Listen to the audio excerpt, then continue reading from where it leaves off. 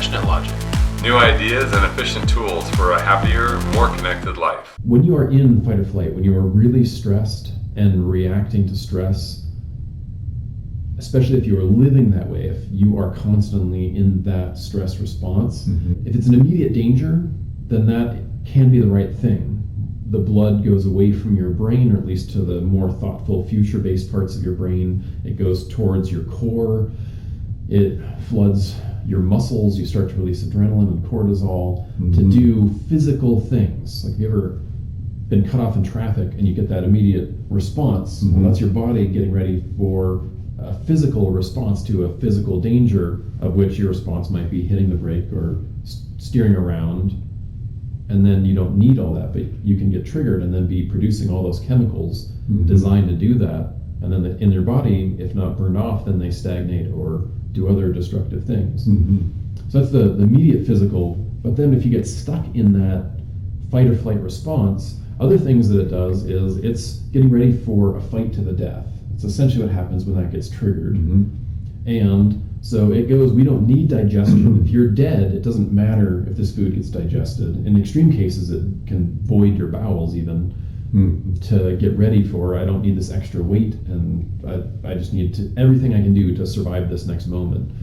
It can be harder to sleep. You can get insomnia if you're constantly living in fight or flight. You don't heal as well, because it doesn't matter if that old injury heals quickly, because right now, it doesn't matter if my arm isn't working 100% because I need to survive the next few minutes. If you're experiencing issues with digestion or having a hard time sleeping, or you heal very slowly, or you get sick a lot, it suppresses your immune system, because it doesn't matter if I get an infection or if I get a cold that might make me sick or might kill me in a few days because this bear is attacking me now. It is designed for an immediate response, and living there kills you.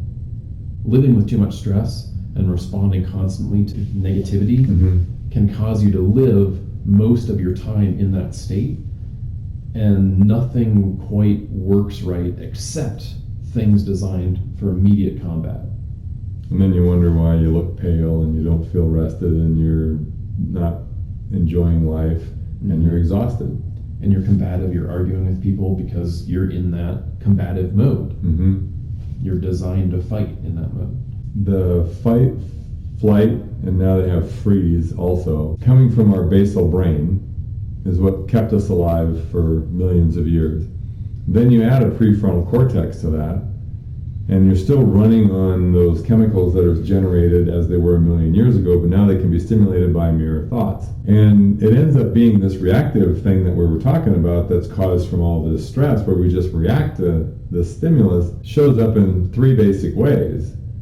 And then if you use the fight, flight, or freeze, now you have thinking brain on top of that.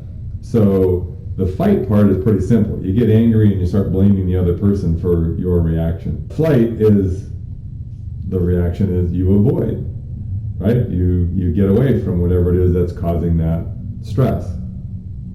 The freezing one is pretty interesting. The freezing one usually shows up by playing nice. And all three of them are very separating. You separate from yourself, you're separating from other people, and you're separating from life as well. And that's a lot of work. Not fun to maintain. And your best thinking got you here. Oftentimes, when I was younger, I would just try to figure it out. I wouldn't take action most of the time. I would avoid taking action as much as possible. I would just sit and think through it, usually in isolation. And if you think about whatever problems you have, generally thinking about it doesn't fix it. There is some physical action, talking to somebody or sending that email or having that phone call or doing that thing or stopping doing that thing. There's a physical action that actually needs to be done if you want that to be resolved.